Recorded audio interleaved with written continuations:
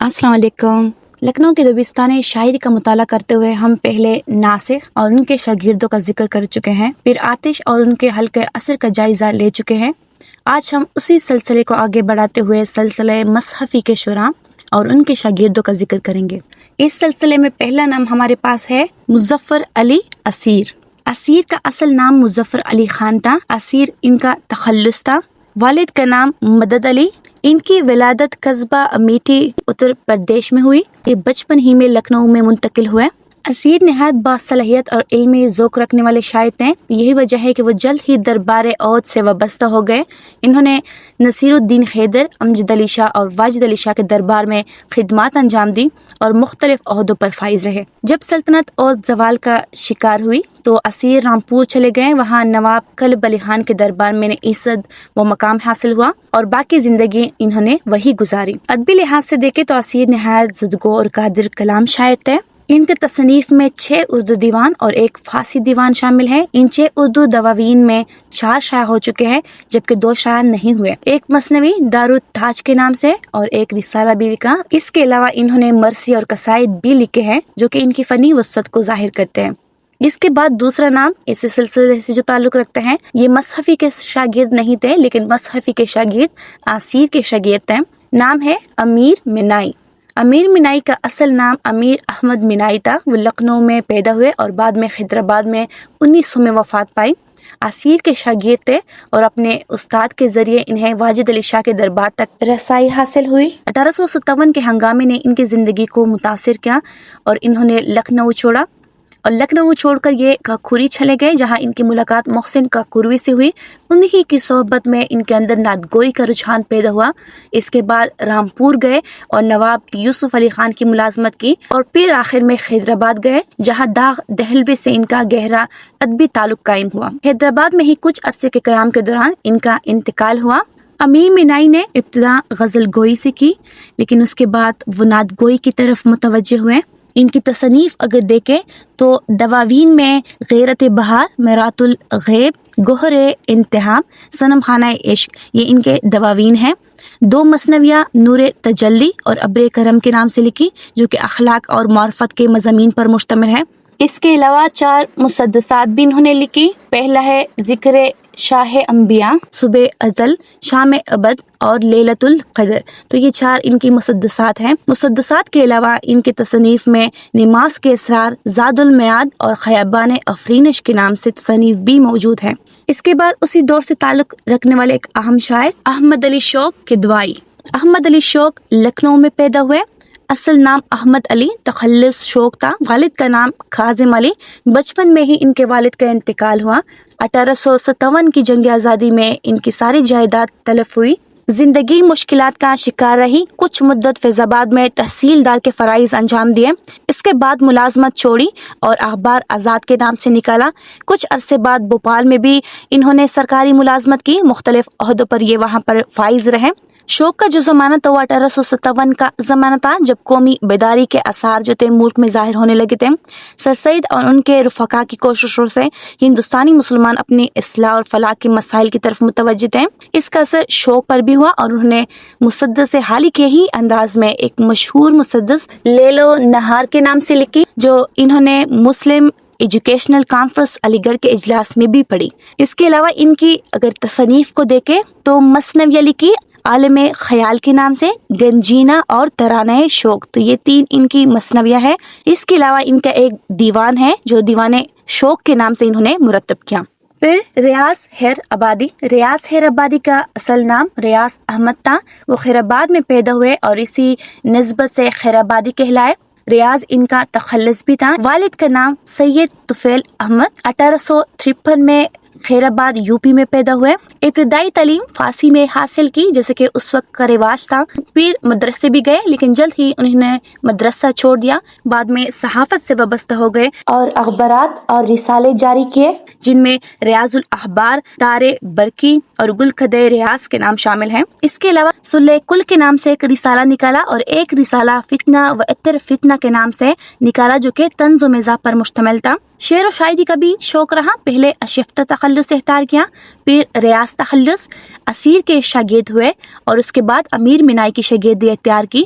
حسین و جمیل انسان تھے اور جتنا یہ خود حسین تھے اسی طرح یہ حسن پرست بھی تھے. انہوں نے 4 شادیاں کی اور ان کے کئی معاشقے بھی ہوئے، یعنی بہت ساری عورتوں سے ان کے تعلقات رہے، جس کی وجہ سے انہیں کافی مشکلات کا بھی سامنا کرنا پڑا. ریاض حیرآبادی اپنی ہمریہ شاعری کے لیے مشہور ہے. ان کی شاعری میں شراب اور شراب سے متعلق مضامین کثرت سے ملتے ہیں، اسی وجہ سے انہیں امام ہمریات بھی کہا جاتا ہے. ان کا کلام ریاض کے نام سے موجود ہے. تو یہ تو تھے سلسلہ ناسخ سے تعلق رکھنے والے شعراء. اس کے بعد ہم لکھنؤ کے کچھ دیگر شعراء کا بھی ذکر کریں گے. یہ بہت اہم شعراء تھے اس دور کے، اور ایسے شعراء میں پہلا نام ہمارے پاس ہے امانت لکھنوی. امانت لکھنوی کا اصل نام سید آغا حسن تھا. وہ 1816 میں لکھنؤ میں پیدا ہوئے.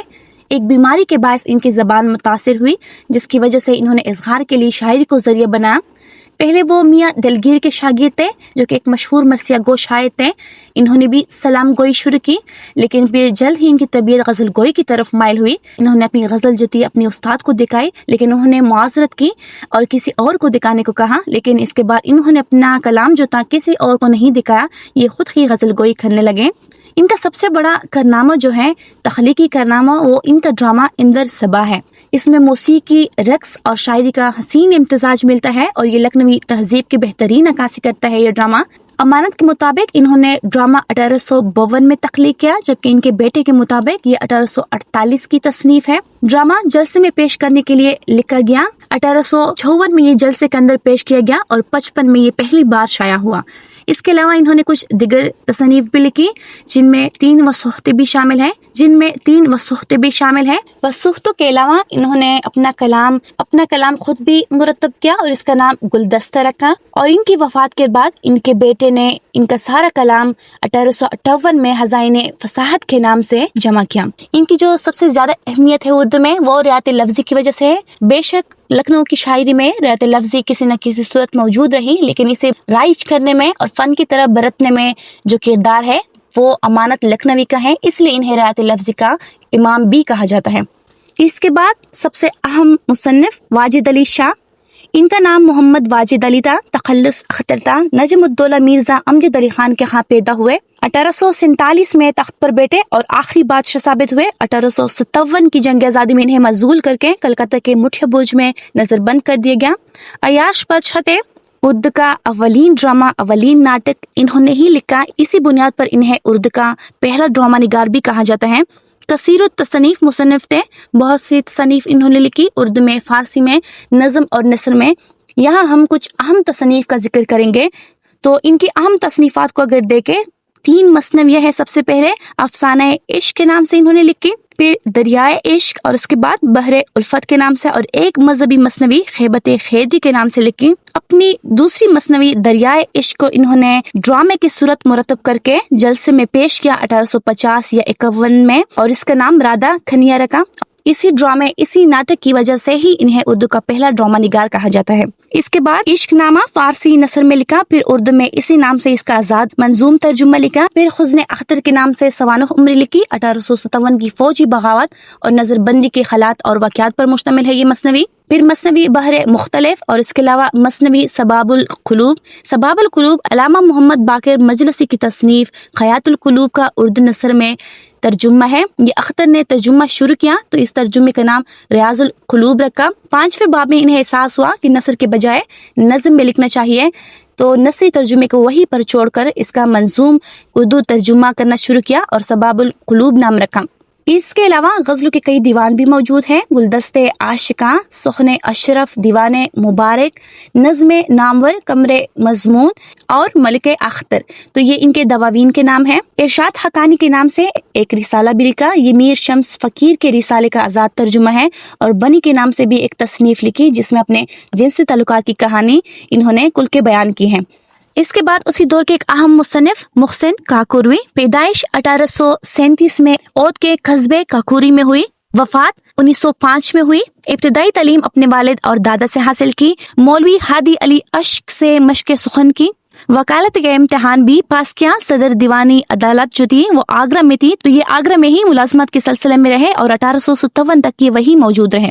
नादगोई को बतौर फन सबसे पहले मुहसिन ने इख्तियार किया। 16 साल की उम्र में इन्होंने अपना पहला नातिया कसीदा लिखा। इनकी तसनीफ को अगर देखें तो तसनीफ में इनका पहला नातिया कसीदा जो है वो गुलदस्ते कलाम रहमत के नाम से है और ये 1842 में तसनीफ हुआ। इसके बाद सरापे रसूल अकरम लिखा और उसके बाद मदह खैरुल मुस्लिमीन के नाम से एक नातिया कसीदा लिखा 1876 में और ये कसीदा बहुत मशहूर हुआ।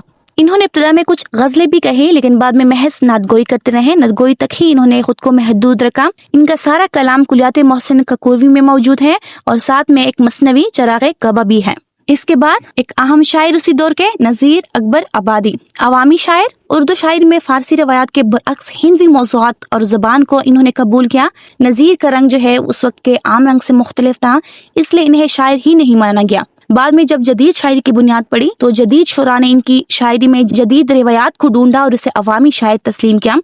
तारुफ अगर देखे तो असल नाम वली मोहम्मद, 12 औलादों के मरने के बाद अपने वालिदैन कहाँ पैदा हुए, दिल्ली में पैदा हुए, लेकिन 9 उम्री में ही अपने वालिदैन के हमरा अकबर आबाद चले गए। सारी उम्र मौलवी के पेशे से ये मुंसलिक रहे। आगरा के रईस नवाब मोहम्मद अली खान के लड़कों को पढ़ा, फिर लाला बलास राय के 6 लड़कों को पढ़ा और ये वही लड़के थे जिन्होंने अपने उस्ताद का कलाम जमा किया। आम आदमी की तरह भरपूर जिंदगी गुजारी, यही उनकी शायरी का भी रंग है। आम लोगों के मसाइल, आसानियां, खुशियां, गम, त्योहार, दुख सुख ये सब इनकी शायरी में मौजूद है। नज़ीर का जो कलाम है ये इनकी जिंदगी में शाया नहीं हुआ, इनका वही कलाम है जो इनके शागिर्दों ने मुरत्तब किया और इनका ये सारा कलाम कुलियाते नज़ीर अकबर आबादी में मौजूद है। नज़ीर अवामी कल्चर और अपने दौर की जिंदगी व मौज़ूआत के तर्जुमान थे। इन्होंने अपनी शायरी में जितना अल्फाज इस्तेमाल किए इतने किसी भी उर्दू शायर ने इस्तेमाल नहीं किए। तो ये थे हमारे लखनऊ के शोरा, लखनऊ के इब्तिदाई शोरा, दिल्ली से हिजरत करके लखनऊ आने वाले शोरा, फिर नासिह के रंग को अपनाने वाले शोरा, आतिश के शागिर्द और आखिर में लखनऊ के कुछ दिगर अहम शोरा जिन्होंने अहम अदबी खिदमत सर अंजाम दी। हमने उन तमाम शोरा का जिक्र किया। ये हमारा 19वीं सदी में उर्दू शायरी का दौर था, दबिस्तान लखनऊ, जो कि अपने इख्तिताम को पहुंचा। अब हम दोबारा वापसी का सफर शुरू करेंगे और इस बार हम नसर को पेश करेंगे, नसर का जायजा लेंगे। 19वीं सदी के अंदर नसर किस तरह फली फूली, फोर्ट विलियम कॉलेज और उसके बाद कौन कौन सी अहम नसरी तसनीफ सामने आई, उन तमाम का जिक्र करेंगे। तब तक के लिए अल्लाह हाफिज।